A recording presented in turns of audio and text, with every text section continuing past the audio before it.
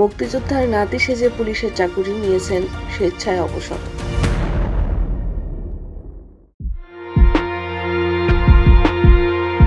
ব্রাহ্মণবাড়িয়ায় মুক্তিযোদ্ধার নাতি পরিচয়ে ভুয়া সনদ ব্যবহার করে চাকরি নিয়েছিলেন পুলিশের কনস্টেবল পদে। দীর্ঘ 12 বছর পর তদন্তে তার প্রতারণার বিষয়টি উদ্ঘাটিত হওয়ার পর মোহাম্মদ শেখ সুমন নামে ওই পুলিশ সদস্যকে গ্রেপ্তার করা হয়েছে। শুক্রবার বিকেলে আখাউড়া ইমিগ্রেশন চেকপোস্ট দিয়ে ভারত থেকে দেশে ফিরলে গোপন সংবাদের ভিত্তিতে ব্রাহ্মণবাড়িয়া সদর থানা পুলিশ তাকে গ্রেফতার করে। মামলার এজাহার সূত্রে জানা গেছে, আখাউড়া উপজেলার মগপাড়া গ্রামের বাসিন্দা নান্নু মিয়ার ছেলে মোহাম্মদ সুমন 2012 সালে পুলিশের ট্রেনি রিক্রুট কনস্টেবল পদে চাকুরি লাভ করেন। তিনি মুক্তিযোদ্ধার নাতি কোটায় নিয়োগ পাওয়ার জন্য প্রতিবেশী মোহাম্মদ হোসেন মিয়ার মুক্তিযোদ্ধা সনদ দাখিল করেন। তদন্তে প্রমাণিত হয়েছে হোসেন মিয়া তার দাদা নন। 2024 সালের 21 অক্টোবর স্থানীয় যুবক মোহাম্মদ ফরহাদ মিয়া পুলিশ সুপারের কার্যালয়ে লিখিত অভিযোগ দায়ের করেন। অভিযোগের ভিত্তিতে তৎকালীন কসবা সার্কেলের সহকারী পুলিশ সুপার মোহাম্মদ দেলওয়ার হোসেন বিষয়টি তদন্ত করেন। সাক্ষ্য প্রমাণ পর্যালোচনা শেষে অভিযোগের সত্যতা পাওয়া যায়।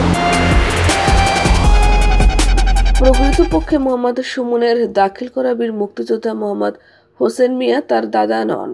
সুমনের দাদার নাম আলতাফ আলী হোসেন। তিনি বীর মুক্তিযোদ্ধা মোহাম্মদ হোসেন মিয়ার নাতি না হয়েও ইচ্ছাকৃতভাবে অন্যের মুক্তিযোদ্ধা সনদ দাখিল করে পুলিশ কনস্টেবল পদে নিয়োগ পেয়ে যাবতীয় বেতন ও রেশন সহ অন্যান্য সরকারি সুযোগ সুবিধা গ্রহণ করেছেন বলে প্রতিবেদনে উল্লেখ করা হয়।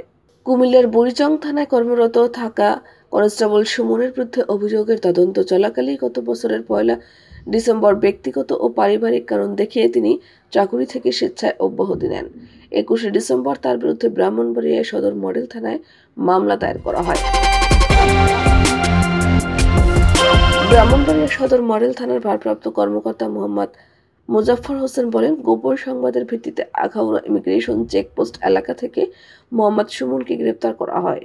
শনিবার বিকেলে আদালতের মাধ্যমে তাকে জেলা কারাগারে পাঠানো হয়েছে। উল্লেখ্য, প্রতারণার দায়ে অভিযুক্ত করে ভুয়া মুক্তিযোদ্ধাদের বিরুদ্ধে ব্যবস্থা নেওয়ার কথা জানিয়েছেন মুক্তিযুদ্ধ বিষয়ক মন্ত্রণালয়ের উপদেষ্টা ফারুক আজম। তবে ভুয়া মুক্তিযোদ্ধারা সনদ বাতিল করে সরে গেলে সাধারণ ক্ষমা পাবেন বলেও জানিয়েছেন তিনি।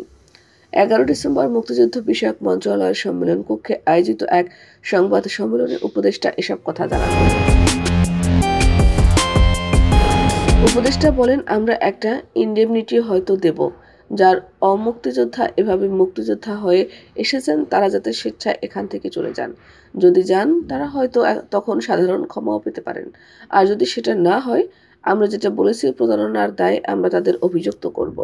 তিনি বলেন, বহু অভিযোগ আছে যে মুক্তিযোদ্ধা না হয়েও অনেকে মুক্তিযোদ্ধার তালিকাভুক্ত হয়েছেন, গেজেটেভুক্ত হয়েছেন এবং সুবিধা গ্রহণ করেছেন। আমার দৃষ্টিতে এটা জাতির সঙ্গে প্রতারণা। এটি ছোটখাটো অপরাধ নয়, অনেক বড় অপরাধ।